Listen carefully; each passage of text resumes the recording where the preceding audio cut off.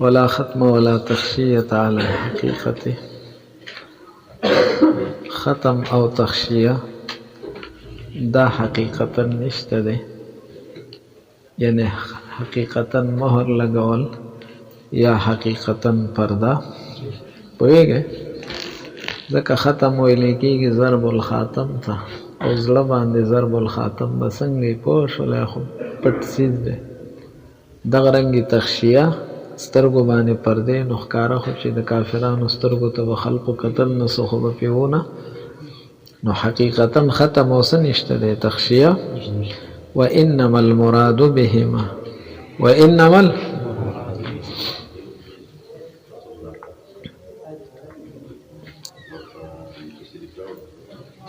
دې خبرې ته اشاره کی چې دلته پرون تاسو ته ما وویل چې مجاز عقلي دی. د ختم معنا دا سمې وویل ولا ختم ولا تخشیة علی الحقیقة، نسبت کې مجاز نشته دی. پوهیږئ خو طرفینو کې څه دی مجاز دی. د ختم چې کومه لغوي معنا ده ضرب الخاتم هغه نه دی مراد. پوهیږئ او نسبت الله تعالی ته حقیقتا دی، نو نسبت کې څه نشته دی مجاز، او طرف کې څه دی مجاز دی. دې ته تاسو مجاز فی طرف وایې که نه مجاز نه. ما ته ګورئ ذکر د ختم دی او مراد ترېنه احداث الهیئت دی. احداث او داسې وشوله چې الله تعالی د دې په نفوسو کې یو هیئت پیدا کو، یو حالت پیدا کو. هغه حالت د وجې نه دی د کفر د محبت سره، د معاصیو د محبت سره، پوهیږئ د ایمان د قباحت سره او د طاعاتو د قباحت سره د دې سره دی عادي شو. څه شولو؟ هغه حالت داسې چل وکړلو چې دی ته کفر خوښ کو، دی ته معاصي خوښ کړل، او دی ته ایمان او طاعات ناخوښه کړل. پوهیږئ به خبره باندې. اوس دغه هیئت چې الله تعالی پیدا کو، دغه حالت پیدا کو، نو دا ګوره الله تعالی ابتداء نه دی پیدا کړی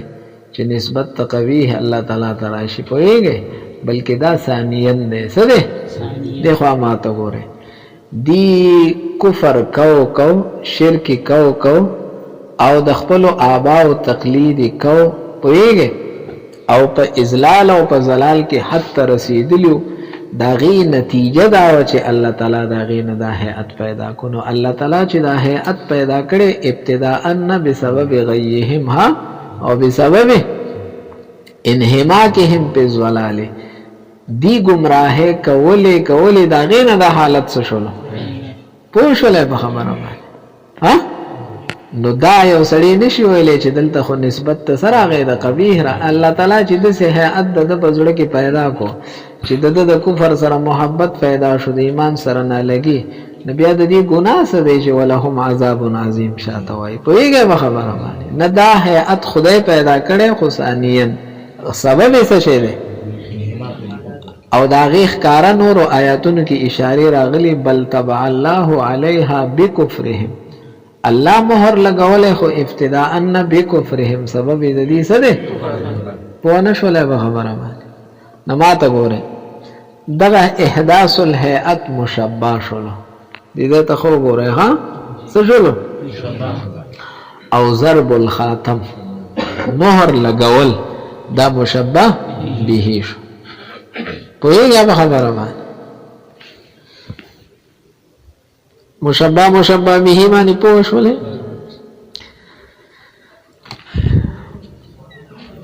تاسو ویلي چې کله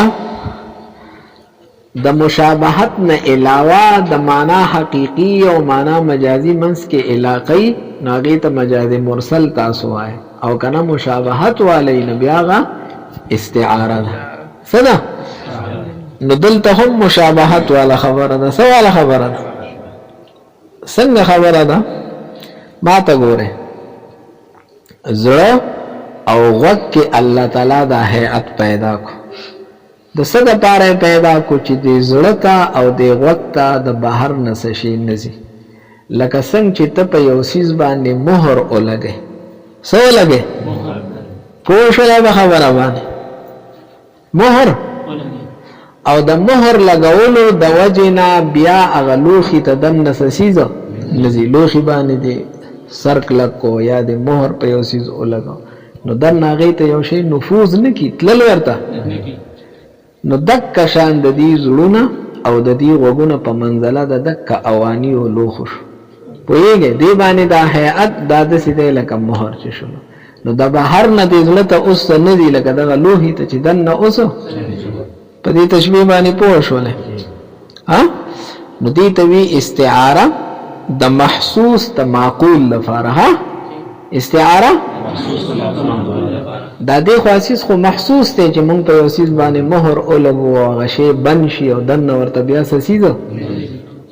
لکه آسان مثال به درته درکړم تاسو ته دا پرچې لاک کي که نه نو چې لاک کي که نه بیا ورته دننه څه شی تللی شي چې ته ورځه یو پرځو سره میلاوم د خپلې پرچې سره چې دننه ورته ورده څنګه به ورته وردننه کړي خو دا شی به ماته یې که نه ماتول نه بغیر هم نه شي تللی نو دغه محسوسات دي که نه او زړه او په زړه باندې مهر دا معقولات دي معقول لپاره د محسوس څه وکړله استعاره حفیظ صاحب احداث الهیئت مشبه ضرب الخاتم مشبه به اوس د ضرب الخاتم د فاره ختم لفظ استعمالیږي هغه ختم لفظ مونږ په سوال راواغستو د احداث الهیئت دپاره هم څه کړلو نو دې ته استعاره اصلیه وایي بیا د ختم په تابعدارۍ کې د ختمه استعاره هم وکړله د احدث الهیئت دپاره پوهېږې نو دې ته استعاره تبعیه بیا وایي پوه پې شولی به خبره که پوه نه شولی نو دا استعاره تبعیه ده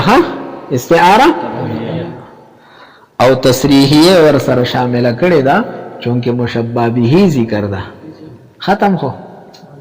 مشبه به وګڼه احداث الهیئت مشبه و ختم چې مشبه به کلام کې ذکر نو هغه مصرحه تاسو یادای نه استعاره شولا او تبعیه شولا او تصریحیه شولا اوس په پوه شولې عبارت ته ګوره ها ولا ختم ولا تخشیه علی الحقیقت ختم او تخشیه حقیقتا نشته پښتو کې مطلب د ختم او د تخشیه معنی حقیقی نه ده مراد ښه او نسبت کې مجاز نشته ده او نسبت کې مجاز نشته حقیقتا د ختم او د تخشیه نسبت الله تعالی ته حقیقتا ده پوهیږئ خو د ختم او د تخشیه خپل معنا نه د مراد چې هغه پرده ده او مهر ده بلکې دغه احداث وانما المراد بهما مراد په ختم او په تخشیه سره دا ده ان يحدث چې الله تعالی پیدا کو فی نفوسهم د دې په ذوات عبارت تخګوره ہے اتنداسی او حالت پیدا کو تمرنهم دا صفت ده هيئت تفاره چې دی لرا عادی کی او دی لرا آشنا کی ها تمرین ویلې کیږي او د یو سیز سره عادی کول ښه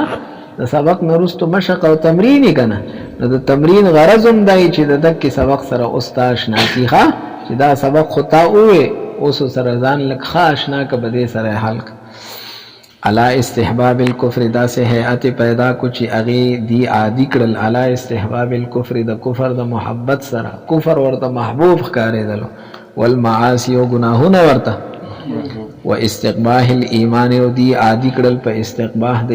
ایمان ورته قبیح ښکارېدل او طاعات او طاعات ورته چا به وی چې کدا هيئت الله تعالی پیدا کو بیا د دې ګناه سره شلو زړونه بند شلو زړه ته سزینا نو چې ایس ورته نه دی به ایمان د کوم ځای نه راوړي نو بیا خو دی مجبور شو دی وایي چې نه بسبب غیهم دا خدای پیدا کړل خو ابتداء نه ثانیا ها بسبب دا په سبب د دې د گمراهۍ و انحماکهم او په سبب د دې د ننوتلو فی التقلید بسکه بس چې سبا ورته وی ان وجدنا علیه آباءنا زمون مشرانو دا و اعراضهم او دی مخ اړول عن النظر صحیح نو د دې غی گمراهی د دې انحماق فی التقلید او اعراض عن النظر په پکار دا و چې نظر صحیح ہے کړي وي خپل سوچ او فکر کړي وي نو دا حالت په نور راغله ها په نشولې ها تاسو ګورئ کنه په اولاد کې په ما تحتو کې چې څوک نافرمانه ويږي او ته پر راکې دي او وخی او څوک درته وایي لکه دا مکوه نو ته ورته سوې دا دې ځان خپل وخی ښه زما دا وخل ثانیاً دی ها د دې نه مخکې ته څه چل کړی دی دې ځان خپله څه کي نه پوهېږی به خبره باندې نو بس هغه بل سړی پوه شي چې د شابه دا د چتاول بل نه دی ها دا د کار دی ها نو د دې دوره کې ورانې دې حد ته خبره ورسېدله په پښتو خو نه پوهېږی که نه دې پورې پوه شولې اوس وګورئ چې دغه هیئت خدای پاک څه کړلو نو فتجعل قلوبهم ویې ګرځول د دې زړونه بحیثو د پاسې لیکلي بیان لوجه الشبه ها زړونه یې وله داسې وګرځول د هیئت بحیثو دې حد ته ورسېدل چې لا ینفذ فیها الحق حق ورته نه ننوتل حق ورته لکه دا ورانکاري دی وخت بیا خبره ځي چې ته ورته ویل لکه مه کوه هغه بس غوږ یې داسې بند شوي چې دا دې بل چا ته لګیا دی دې پورې پوه شولې دا خو د ختم الله علی قلوبهم وعلى سمعهم ده واسماعهم یعنی فتجعل اسماعهم او د دې غوږونه د هيئت وګرځول څنګه وګرځول تعاپو چې د دې غوږونو بد ګڼلو استماعه د حق اوریدل د حق اوریدل دی به کنه وفي اذاننا وقر زمون غوږونه درانه دي غوږونه مې درانه دي درون وخت څه نه دي کنه نو وګوره فتوسیر کانها مستوثق منها بالختم گویا چې وګرځولې شو دا ضمیر راځي د قلوب او اسماء او دعا ورته ها پوهیږه به خبره باندې اے هر واحده وګرځولې شو کسدي قلوب دې کا اسماء دي کانها مستوثق منها بالختم گویا چې دا کلکړلې شي وي دي پس سره په مهر سره گویا دا کې استعاره او تشبیه ده کنه اوس په پوه شولې دا خبره خو حافظ صاحب دا علی سمعهم پورې خبره شوله و ابصارهم فتجعل او دغه هيئت د دې سترګې وګرځولې سترګې څنګه وګرځولې لا تجتلی الآیات المنصوبه چې اغي نکتل اغي هذا نخو ته چې کوم مقرر شوی لهم د دې لپاره فی الانفس والآفاق د دې په خپل ځانونو کې هم او اطرافو کې هم اپیسه پوهیږي اجتلا دې ته ویل کېږي چې تا ته یو کس یو شی پیش کړي چې لکه او دې ته وګوره دې ته اته ورته بیا ته دې نه پوهیږي نو الله تعالی دورا آیات منسوخ کړي دي دي تا مقرر کړي دي په انفسو کې هم او بار فآفاقو کې هم خودي ورته قتل کما تجتلیها لک څنګه چې لیدل دی لره اعین المستفسرین سترګو د هغه چا چې هغه بصیرت والوها پوهیږي او ادراک خپل استعمالو د سترګو نه پتو سیره وګرځیدلې د سترګې کا انها گویا چې د سترګې غوتیا علیها پدې غطا راغلی دا پرده پر راغلی دا پوهیږي وحیل بینها وبین الابصار د دې سترګو او د دې د ابصار او د ادراک منځ کې حائل او فرد راغلی ابصار نه د ابصار د ادراک ها اې د سترګو او د سترګو چې کوم ادراک ته چغې ته ابصار ویل کېږي دا غي منځ کې تاسو په شوله به خبره باندې دا یو انداز کې خبره وکړه لدی ته وی استعاره تبعیه تصریحیه په شوله وسماه مسمى كديلر على الاستعاره بنادر استعاره ختما وتخشيه ديته ختم وسوي تخشيه ورتوي ختم ورتوي تخشيه د ختم دا ټکه خو برابر راځي ځکه ختم الله مهر راغلی دی کنه نو چې ختم شو نو ختم راغی خو تخشیه خو به ال راځي چې دا وعلى ابصارهم غشاوه ولا جمله پیلیه وي موږ به وی چې الله تعالی تخشیه وکړه سو وکړه او اوس خو وی وعلى ابصارهم غشاوه غره د تخشیه دا نه خو سن مې ده دا اسم جنس دی ځان له پردې ته ویلی شي. نو تاسو به ووایئ رستو به قراءتونه په غشاوه کې دی یادي ها نو یو قراءت پکې غشاوتن راغلی دی څنګه نو هلته دي توجیه کې وجعل علی ابصارهم غشاوتن وجعل او دا جعل به په دغه ختمه عطف شي دواړه به فعلي شي هلته رستو به توجیهات راځي ښه نو چې ویې ګرځو پې غشاوه نو خو تا تخشیه شوله که نه تخشیه معنی په یو څیز باندې پرده ورچول اوس پې پوه شولې اپی صاحب دې دی پورې پوه شولې او مثل قلوبهم او مثل دې دی نه دا خبره کی چې دا استعاره تمثیلیه ده ښه استعاره تمثیلیه په دې کې به صرف دومره وکړئ اپی صاحب چې دې کې به تشبیه د مرکب سره یو مرکب به جوړ کې دواړو طرفونو ته مشبه کې هم او مشبه به کې دینه یو هيئت منتزع کې او د دین او د دې هيئت تشبیه د دې حالت تشبیه د هغې سره ورکې استعاره تمثیلیه ده ښه استعاره تمثیلیه پوه نه شولی به خبره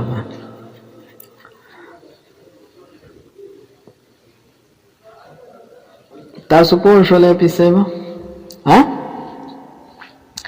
نو ما ته ګورئ د دې زړونه یو د دې غوږونه دوه د دې ابصار درې سره د دغې هیئت نه دا کوم هیئت چې هغه معنی دی د اصول له حق نه حق دننه دا یو مجموعه ده که نه ده د دې تشبیه به مونږ ورکو د داسې څیزونو سره چې د هغې د پاسه پردې دي څه دي پردې څنګه دي بعضې څیز باندې مهر دی په بعضو باندې دکه شان څه دی پردې دي نو د دې یو مرکب تشبیه به د دې بل مرکب سره ورکي بیا د مشبه به دپاره چې کوم مرکب دی که نه د هغې هغه الفاظ به دلته مشبه کې څه کې استعمال کړي نو دې ته استعاره نه پوهېږئ به خبره باندې او مثل قلوبهم یې د دې د زړونو مثال ورکو و مشاعرهم د دې د حواسو یې څه ورکو مشاعر نه مرادو حواس دي آلة الشعور ښه او کم زړونه مشاعر المعوفه کومو ته چې آفت رسېدلې کومو ته چې معوفه معنی التي